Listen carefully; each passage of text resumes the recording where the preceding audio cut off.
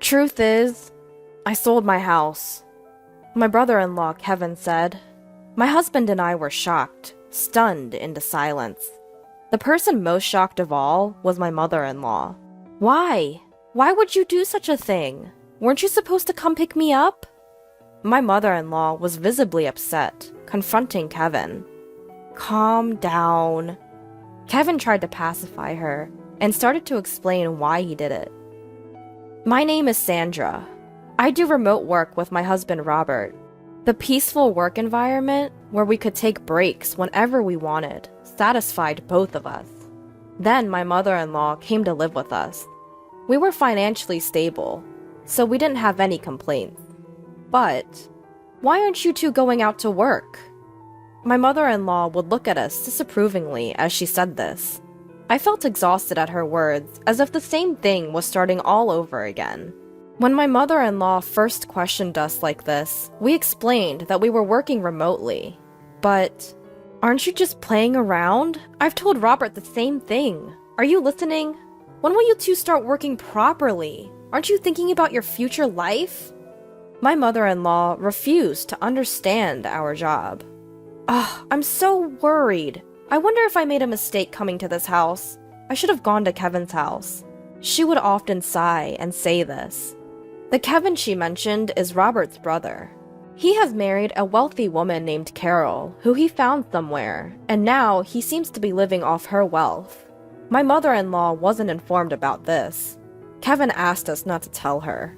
Kevin's house is not a small one like this. It's very large. It's like a foreign castle.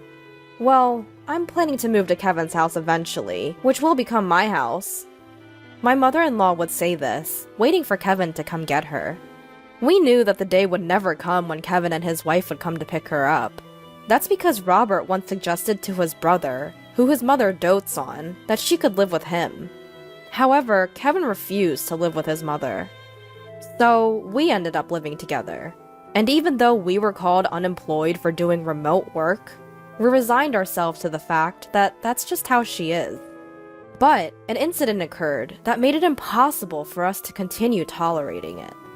Out of the blue, we got a call from Kevin. I'll be coming over this weekend. Without waiting for a response, he hung up. What do we do? That guy hasn't changed a bit. Robert and I were baffled, and overhearing our conversation, my mother-in-law leaned in, looking delighted. He's coming to pick me up! Please, help me prepare to move! She said, and then dragged Robert off to her room. Robert looked troubled. Mom, Kevin's not coming to pick you up. He probably called because something happened. But she snorted, clearly unconvinced. That can't be true. But he didn't say anything about picking you up on the phone, right? He just didn't say it, Robert. I'm so tired of this house. You're probably hoping to make me your housekeeper, but that's not going to happen. We couldn't understand why she was having such paranoid thoughts. Since she came to our house, she got up whenever she wanted, didn't do any housework, and lived off the pocket money we gave her. Well, we weren't going to force my mother-in-law to stay, so we did as she said, packed her bags, and waited for his brother to come. Over the weekend, my brother-in-law and his wife arrived at our place. As soon as they entered our home, they had suspiciously ingratiating expressions on their faces. I had a bad feeling. Just then, my mother-in-law emerged with sparkling eyes. You finally arrived! Listen here, Sandra is totally inept at house chores, so I have to do them. And Robert completely ignores me. Isn't that terrible? She said that with a victim-like expression, pushed past Robert, and welcomed her brother into our home. You guys, don't mistreat Mom. There's no way we're doing that. We're giving her an allowance and she's eating whatever she likes.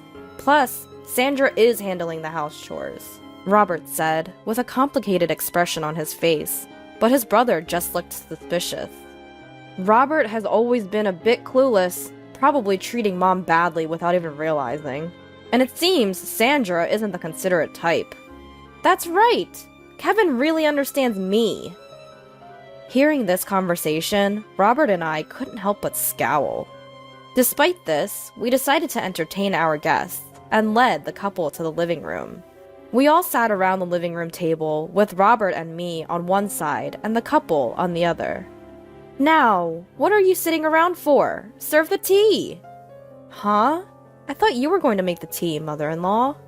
"What are you saying? Making an old woman work? You see, Kevin, Sandra is this kind of person." My mother-in-law even started fake crying at that point. I was so stunned at her behavior that I didn't even feel like retorting. Once I had served the tea, the couple became solemn. The truth is, we sold our house. Robert and I were surprised and shocked at Kevin's words. The one who took the biggest shock was my mother-in-law. Why would you do something like that? Didn't you come to pick me up?" she asked, flustered, confronting Kevin. He tried to calm her down, saying, "Easy, easy," and then began to explain. "We've been in debt, and though we could repay the debt by selling the house, we're broke and have nowhere to live. So we came to discuss if we could stay here." "What? Debt?" "I was trying to start a business, but it didn't go well. Well, that happens, right?" Kevin, unabashed, laughed while saying this. Robert and I sighed in exasperation. "We only need to stay until we find a new house. Please, we have no one else to turn to." The couple bowed their heads together. I think our expressions must have been complicated, but if they had nowhere to live, we had no choice. We agreed to let the couple temporarily stay in our house. However, we made them promise to leave within a month. Kevin said, "Got it," and still laughing, went back to prepare to move their things. After they left, my mother-in-law sat silently, looking thoughtful. Robert and I assumed she was still in shock. The next day, the couple's stuff arrived right away. This much? Where should we put it all? We're in trouble. We might have to sell some of it, or rent a locker. While discussing this and moving Kevin's things, my mother-in-law dropped a bombshell on us. "I've been thinking, won't we be more secure in the future if Kevin's here? So you freeloaders can leave, can't you?" My husband and I were taken aback by my mother-in-law's abrupt statement. "If you insist, I can tolerate Robert staying, but I don't need a wife who can't do anything. Get a divorce, then the space that Sandra was occupying can be used for all these packages." My mother-in-law made this demand eagerly, her eyes shining, and looked to my husband for agreement. "What are you talking about?" He reacted as he usually did, completely astounded. Then, my brother-in-law and his wife arrived. My mother-in-law greeted them with joy. Although I was still shaken by her previous words, my husband decided to ignore them for the moment and asked his brother to deal with the packages. "There are more than I thought. Try to reduce the number, rent a locker, or sell some if you have to." When my husband said that, his brother glared at him and said, "What are you talking about? These are important packages. How could I sell them? And what if someone steals them from a locker? What if they get damaged? Are you going to take responsibility, bro?" My husband shook his head at his brother's selfish behavior. "This is our house, you know. It's only natural that you should endure some inconvenience, right? If you don't like it, find a place to live, quickly, and leave." At that moment, my mother-in-law shouted, "What are you talking about? Didn't I just say, if you two are not happy with Kevin and the rest, you can leave? You're basically freeloaders. You're not needed in this house. Kevin is trying to start a business, and all you two do is loaf around the house doing so-called remote work. You're a nuisance." My mother-in-law said this as if it were her own house. My husband and I looked at each other in disbelief. My brother-in-law and his wife were surprised at my mother-in-law's words, but then they started to smirk. That might not be a bad idea. "Mom, that's a good idea. Yeah, it's a hassle to look for a place, so we could live here. So sell this house to us. Right, Carol? I feel uncomfortable with you two around, so it would be helpful if you sold this place to us. Plus, it seems like our mother-in-law is on our side, so sell this place to us." My husband and I were dumbfounded at their words. "What nonsense are you?" my husband began, but was interrupted by my mother-in-law, who gloated. "See? Both Kevin and Carol are saying the same thing. So what will you do, Robert? If you're going to divorce, you can stay here. My mother-in-law glared at me triumphantly.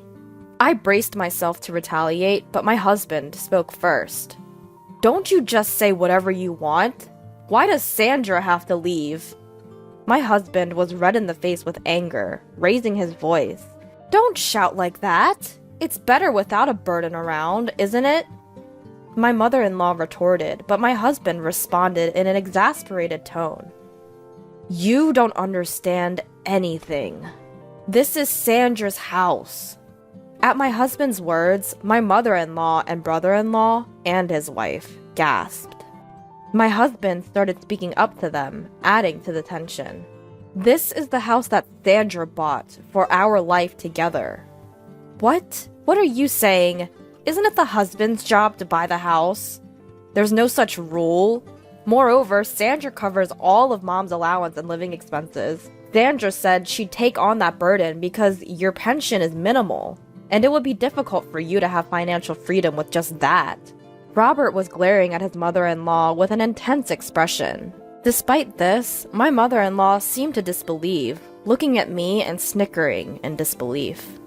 Unbelievable! Sandra just plays on the computer all day. She doesn't even do housework seriously.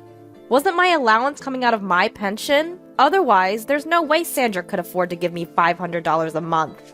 Moreover, my mother-in-law continued, Sandra is the one managing my pension, isn't she? You might have told Robert otherwise, but I'm sure you're dipping into my pension. She puffed up her chest and glared at me. I glared back, not to be outdone. It's true, I've succeeded as a business owner. You're lying. Divorce this lying wife already. You should live here with me and Kevin and Carol. Besides, there's no proof that Sandra is earning money. There is. Here it is. With that, I pulled out my paycheck and showed it to her. The sight of it left my mother-in-law and Kevin and his wife slack-jawed. We've not used any of Mom's pension since she moved in here. If Mom ever wanted to leave, Sandra has been managing it so she could live independently. But instead, Mom, you've been bossing Sandra around, interfering with her work. You're the problem. If you don't like Sandra, you should leave, right now. I don't believe any of this. We don't mind if you and Kevin temporarily stay, but some patience should be expected. We didn't want you two to live here in the first place. We only agreed because you begged us. Robert said this, glaring at Kevin and his wife. Kevin and his wife broke out in a cold sweat, not used to Robert raising his voice. Just kidding! But you sure are earning a lot, huh? I wish you could teach me some business tricks. Right, Carol? Yeah. While it's true we were worried about living with our sister-in-law, it seems like she's a good person after all. Kevin and his wife smiled at each other, but my mother-in-law was unyielding. Don't act so high and mighty. You're just a bum. Enough. Robert, you should leave too. You should go outside and see how harsh this world can be. My mother-in-law, filled with conviction, refused to listen to anything we said afterward. Robert and I sighed in disbelief, interrupting her with, well, if that's how you feel, we'll pack our things and move to a new house. You guys will be stuck with the mortgage, but if that's okay with you, don't come crying to us for help. If you insist, mother-in-law, we'll leave. Even with a pension, maintaining your lifestyle will be challenging. But I guess that can't be helped, can it? At our words, my mother-in-law turned beet red and yelled at us to get out. Wait! You can't be serious! We don't have to do that, do we? Yes! If you two are here, we're safe! Kevin and his wife tried to stop us, but my mother-in-law gave us a fierce look and said, Don't you dare talk back! Kevin, you're going to be a CEO, aren't you? I don't mind you using my pension, so just start a company and show us how successful you can become. I'll show you what happens when you defy us. My mother-in-law's words were filled with intensity. Hearing this, we decided it was best to no longer get involved with her or Kevin's family and left the house. Of course, the mortgage on the house remained, but we changed the ownership to Kevin's name. Some time had passed since then. While there was some residual dissatisfaction from that incident, having been freed from my mother-in-law's sarcasm, we had resumed our normal routine. Just when we were working from home in our new apartment, as usual, my mother-in-law called my husband, crying. "Kevin has taken my pension and disappeared! He hasn't come back in a week! Carol and I are left alone in the house and we're in trouble! Please help us!" She wept as she said this. After my husband calmed my mother-in-law, he asked why Kevin had gone missing. "I gave all of my pension to Kevin for his startup, but he ended up spending it all on gambling. When I confronted him about it, he disappeared!" She cried out desperately. Since my mother-in-law couldn't continue the conversation through her sobbing, the phone was handed to Carol. "Could you please call us back? We can't live like this. Ever since Kevin failed his startup and sold the house we were living in, our parents have disowned us. My dad won't forgive us for selling that house. We haven't been able to reach either our dad or mom since..." Carol pleaded with my husband. At the sight of them, my husband muttered, "I knew it," in a disgusted tone. "That's unfortunate, but don't involve us. We warned you when we left, didn't we? Even if you come crying to us, we won't help. You can report Kevin as missing to the police. It's none of our business." With that, he hung up. I was shocked, but my husband said, "They got what they deserved." And I agreed. After that, they called my husband's cell phone many times. When my husband, frustrated, answered the phone, Carol would cry about not knowing how to report Kevin as missing. We were surprised she didn't know and gave her advice to call the police. However, they still couldn't find Kevin. Just when we thought they might not find him, we heard that Kevin had been arrested for bank robbery in another state. Apparently, he did it to repay his debts. It seems it wasn't his first offense, and he would likely face actual jail time. Carol can't go back to her parents' home, and is still living with my mother-in-law in that house. It's uncertain whether or not she will divorce Kevin. That's probably the least of her concerns right now. She registered with a temp agency and is struggling with her first job ever, but she's somehow making ends meet every day.